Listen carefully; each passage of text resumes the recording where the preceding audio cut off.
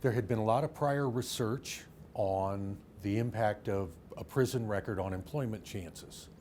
It had not been done in the Southwest, large, fast-growing region of the country, nor had it been done with women and Hispanics. There had been research on men, both black men and white men, and the research that had been done didn't look at the online job application process.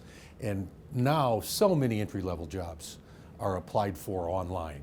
So we wanted to combine those things in this study and try and answer some important questions about the employment of ex-offenders. The jobs that our subjects applied for were all entry-level jobs. They were in restaurants, they were in sales, they were in service, they were dealing with consumers, but entry-level jobs that would be appropriate for someone with a high school degree or someone who had spent time in prison. We did a field experiment which we based on randomized assignment with 12 categories. We looked at the 3 race and ethnic groups, whites, African Americans, and Hispanics, the 2 gender groups, males and females, and then 2 prison conditions, had a record or hadn't been to prison. And within that set of 3 variables, we created 12 categories so that we could compare for females within race and ethnic groups whether going to prison affected their job chances. 3 race categories, African American, white, and Hispanic, 2 gender, male, female, 2 prison characteristics, record and no record. So what that allowed us to do was to compare a black woman with a prison record to a black woman who did not have a prison record. And their resumes were constructed in such a way as to be virtually identical except for the one who'd been to prison and the one who hadn't.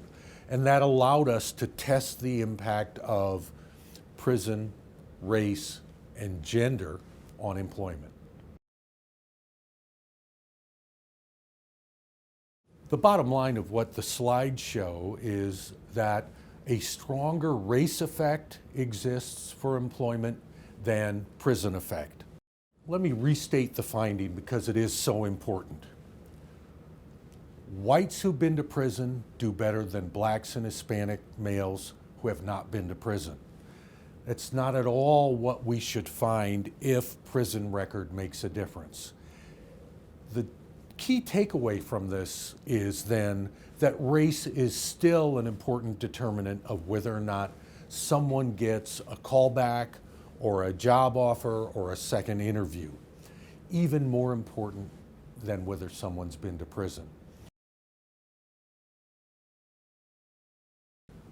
We did find, interestingly enough, that the differences for gender were not as pronounced, except in one circumstance, for women as they were for men. The in-person applications by white women who had not been to prison found over a 20% positive response, which is very dramatic and the highest that we found in any of the analyses. For a positive response in our study was a callback that either was a second job interview or a job offer itself, which many of our subjects did receive. Being able to use the internet is a key to finding jobs today. Jobs are advertised online, applications are submitted online, responses from employers come back online, and so it's critical that ex-offenders have those skills or they're not going to be able to construct a resume, they're not going to be able to find jobs, and they're not going to be able to submit an application for a job.